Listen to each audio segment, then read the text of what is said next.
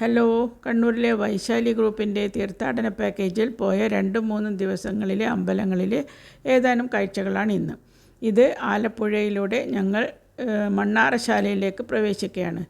മണ്ണാറശാലയിൽ ആ സമയം നട അടച്ചതിനാൽ എങ്കിലും ഉള്ളിലേക്ക് പ്രവേശിക്കുന്നുണ്ട്. നട തുറക്കുന്നതുവരെ നമുക്ക് ധാരാളം സമയം കിട്ടി. നാഗത്തെയും നാഗയക്ഷികളെയും ആരാധിക്കുന്ന ഒരു ഇടം. ശരീരം പുളഞ്ഞ നാഗങ്ങളെ ശുശ്രൂഷിച്ച അമ്മയും അവരുടെ ഭാവി തലമുറകളും ഇന്നും അവയെ വളരെ പരിശുദ്ധിയോടെ പരിപാലിക്കുന്ന ഒരിടം. 1998 ഉണ്ണികൃഷ്ണൻ എന്നയാൾ വരച്ച ഒരു അന്നത്തെ മണ്ണാറശാല അമ്മയുടെ ചിത്രം അവിടെ പുറത്ത് വച്ചിരിക്കുന്നത് കണ്ട് ഞാൻ ഫോട്ടോ എടുത്തതാണ്. കൂടുതൽ സംരക്ഷണമൊന്നും അതിന് കൊടുത്തു കണ്ടിട്ടില്ല. കാവ് തീണ്ടരുത്, കാവ് തീണ്ടിയാൽ നാട് നശിക്കും എന്ന് പറയുന്നത് പരിപൂർണ സത്യമാണ്. കാവിലെ ജീവജാലങ്ങളാണ് നമ്മുടെ ഭൂമിയെ മുഴുവനും സംരക്ഷിച്ചു നിർത്തുന്ന ഇക്കോസിസ്റ്റത്തിൻ്റെ ഒരു ഘടകം. അതൊക്കെ ഇവിടെ പരിപൂർണമായിട്ടൊരു മുറിപ്പാട് പോലും ഏൽപ്പിക്കാതെ എല്ലാം ഭംഗിയായി പരിപാലിച്ചു വരുന്ന ഒരിടം. അതാണ് മണ്ണാറശാല. അവിടെ നിന്ന് ഞങ്ങൾ പിന്നെ പോയത് പമ്പ ഗണപതി ക്ഷേത്രം. അവിടത്തേക്കാണ്. ഇതുവരെ ശബരിമലയ്ക്ക് പോയിട്ടില്ലാത്ത എനിക്ക് വളരെ തികച്ചും പുതിയ ഒരു അനുഭവമായിരുന്നു ഈ പമ്പയിലേക്കുള്ള യാത്ര. പമ്പയും പമ്പാ ഗണപതിയും കാണേണ്ട ഔത്സുക്യത്തിൽ ഞങ്ങളെല്ലാം ഇങ്ങനെ ആകാംക്ഷയോടെ ഇരുന്നു. കണ്ണമ്മല ഇറക്കം എന്ന് പറയുന്നത് ഇത് തുടങ്ങിക്കഴിഞ്ഞ് രണ്ടാമത്തതാണ്. ഇവിടെ ഈ ഇറക്കം അവസാനിക്കുന്നിടക്ക പോലീസ് ചെക്ക് പോസ്റ്റ് ഉണ്ട്. പോലീസിന്റെ ഒരു ഡിവൈഡറിൽ വെച്ചിട്ട് ഇവിടുന്ന് തടയും. ഓരോ വണ്ടിയായിട്ടാണ് താഴേക്ക് വിടുന്നത്. ഇവിടുന്നാണ് പോലീസ് നമ്മളെ വണ്ടികളെയൊക്കെ ചെക്ക് പോസ്റ്റ്. ഇത് ചെക്ക് പോസ്റ്റിന്റെ ഇവിടുന്ന് തുടങ്ങുവാണ് ഇറക്കം. ബസ്സിൽ നിന്ന് ബസ്സിൻ്റെ ടൂർ ഓപ്പറേറ്റർമാർ ഞങ്ങൾക്ക് ആ വഴിക്കുള്ളതൊക്കെ വിശദമായിട്ട് പറഞ്ഞു തരുന്നുണ്ട്. ആദ്യമായി പോകുന്ന ഞങ്ങൾക്ക് ഇതൊക്കെ വലിയൊരു കാര്യമായിരുന്നു. ഒന്നും അറിയാതെ വെറുതെ റോഡിലൂടെ ബസ്സിലിരുന്ന് യാത്ര കണ്ട് പോയാൽ ഒന്നും കാണില്ലായിരുന്നു. അതാ നോക്കിക്കോ, ഇടത്ത് ഭാഗത്ത് ബിൽഡിംഗ്, ഒരു 3 ബിൽഡിങ്ങിന്റെ ഒരു നീത അങ്ങ് വൈറ്റ് പോലെ കാണാം. അതാണ് ശബരിമല സ്ഥിതി ചെയ്യുന്നത്. അമ്പലത്തിന്റെ കുറച്ച് മുകളിലായിട്ട് കാണുന്ന ബിൽഡിങ്ങുകളാണ് നമ്മളെല്ലാം താമസിക്കുന്ന കൈലാസം സഹ്യാദ്രി എന്ന് പറയുന്ന ബിൽഡിങ്ങിന്റെ ഭാഗങ്ങളാണ്. ആ 2 മലയുടെ അത് അങ്ങ് ഇടത്തോട്ട് നോക്കിയാൽ കാണാം. നമ്മുടെ മകരജ്യോതി തെളിയിക്കുമ്പോൾ കാണുന്ന സ്ഥലം, പുൽമേട്, ഇതൊക്കെ അദ്ദേഹം ഞങ്ങൾക്ക് വണ്ടിയിൽ നിന്ന് വിവരിച്ചു തന്നതുകൊണ്ട് അതൊക്കെ അറിയാൻ പറ്റി. ഒന്നും അറിയില്ല. പമ്പയും ശബരിമലയും ഗണപതിയും അയ്യപ്പനും ഇങ്ങനെ ഒരു കേൾവി മാത്രമേ എൻ്റെ മനസ്സിലുള്ളൂ. ഇതുവരെ ആ വഴിയേ പോയിട്ടില്ല. അതുകൊണ്ട് തികച്ചും വ്യത്യസ്തമായിരുന്നു ഈ ഒരു അനുഭവം. പമ്പയും പമ്പാ ഗണപതിയിലേക്കുള്ള യാത്രയും. ഇത് അവിടുത്തെ KSRTC ബസ് സ്റ്റാൻഡ്. ഈ സമയത്ത് യാതൊന്നും ഉണ്ടാവില്ല, കാരണം ഇതൊരു കൊടും വനത്തിൻ്റെ സൈഡിലൂടെയാണ് ഞങ്ങൾ പോകുന്നത്. ഇത് പമ്പാ വാലി എന്നാണ് പറഞ്ഞത്. പമ്പാ വാലി, അവിടെ കുറച്ച് വെള്ളമുണ്ട്. അങ്ങനെ ഞങ്ങൾ ശബരിമലയിലേക്ക് എത്താറായി. പല ബോർഡുകളുടെ സൂചനകൾ അത് തന്നുകൊണ്ടിരിക്കുന്നു. സത്യം പറഞ്ഞാൽ ഇപ്പോൾ പറയുമ്പോൾ വരെ എനിക്കതൊരു അവിശ്വസനീയവും രോമാഞ്ചവും ഒക്കെ വരുന്നു.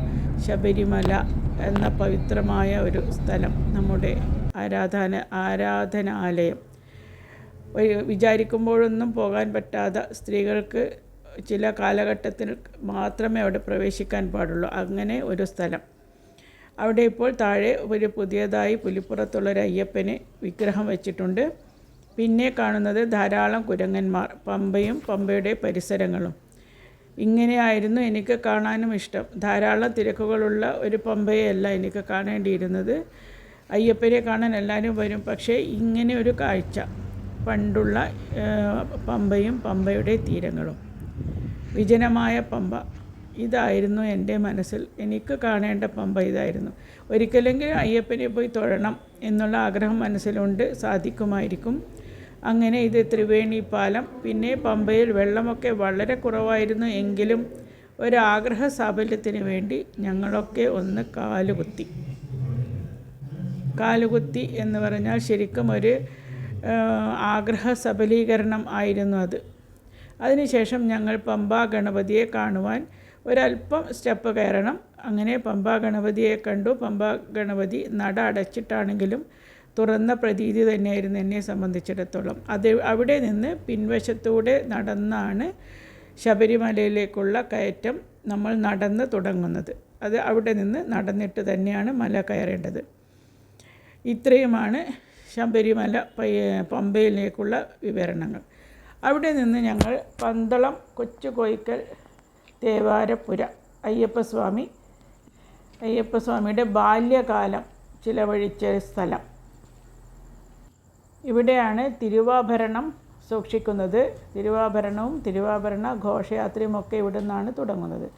പക്ഷേ രാത്രി ആയതുകൊണ്ട് പിറ്റേന്ന് രാവിലെ ഞങ്ങൾ വീണ്ടും അവിടെ പോയി. കൊച്ചു കോയിക്കൽ തേവാരപ്പുര. ഇന്ന് ഇതിനകത്ത് പകൽ സമയം നമുക്ക് കയറാം. ഒരു 4 കെട്ടാണത്. 4 കെട്ട് പഴയ ഒരു ചാരുകസേരയും അവിടുത്തെ ഒരു പൂജാമുറി തേവാരപ്പുരയുണ്ട്. അവിടുന്ന് പൂജ കഴിഞ്ഞ് പ്രസാദവും ഒക്കെ ഞങ്ങൾക്ക് കിട്ടി. അതൊന്നും ഫോട്ടോ എടുക്കാൻ പാടില്ല. ഇത് പുറത്തു നിന്ന് മാത്രം എടുത്തതാണ്. ഒരു ചെറിയ 4 കെട്ടാണ് അത്. അതിൻ്റെ അകത്ത് കയറിയപ്പോൾ എൻ്റെയൊക്കെ മനസ്സിൽ അവിടെ നിന്ന് ഓടിക്കളിച്ചിരുന്ന കൊച്ചു അയ്യപ്പനും പിന്നെ ഇന്ന് നമ്മുടെയൊക്കെ മനസ്സിൽ ഇടമുള്ള അയ്യപ്പസ്വാമിയും ആയിരുന്നു. അതിനുശേഷം ഞങ്ങൾ അവിടെ നിന്ന് പോയത് അമ്പലപ്പുഴ ശ്രീകൃഷ്ണസ്വാമി ക്ഷേത്രത്തിലാണ്. അമ്പലപ്പുഴ ശ്രീകൃഷ്ണസ്വാമി ക്ഷേത്രം ഒരു ക്ഷേത്രം മാത്രമല്ല, അതിനോടനുബന്ധിച്ച് ഒരു വലിയ കൊട്ടാര സമുച്ചയം തന്നെയുണ്ട്. ഇത് അതിൻ്റെ മുന്നിലുള്ള വലിയ ചിറ. നമുക്ക് നല്ല ദർശനവും കിട്ടി. പുറത്ത് ശീവേലി എഴുന്നള്ളത്തായിരുന്നു, അതും കിട്ടി. ഒക്കെ നല്ല വിശദമായിട്ട് തന്നെ കാണാൻ കഴിഞ്ഞു. അതിനുശേഷം ഞങ്ങൾ വൈകുന്നേരം ഹരിപ്പാട് സുബ്രഹ്മണ്യസ്വാമി ക്ഷേത്രത്തിൽ പോയി. തിരിച്ചു വരുമ്പോൾ അതിൻ്റെ എതിർവശത്തുള്ള ഹനുമാൻ സ്വാമി ക്ഷേത്രത്തിൽ നിന്ന് വിശദമായ സന്ധ്യാപൂജയും കണ്ടു. പ്രസാദവും ഒക്കെ കിട്ടിയിട്ടാണ് മടങ്ങിയത്. ഇത് അമ്പലപ്പുഴ സ്വാമി ക്ഷേത്രത്തിൽ തുഞ്ചത്ത് എഴുത്തച്ഛൻ്റേതായ ഒരു മിഴാവ് അവിടെ സൂക്ഷിച്ചിട്ടുണ്ട്. അതും കണ്ടു. പിന്നെ എല്ലാവരുടെയും ആഗ്രഹം പോലെ അമ്പലപ്പുഴ പായസവും കിട്ടി. എല്ലാവരും രുചിച്ചു നോക്കി. Thanks for watching.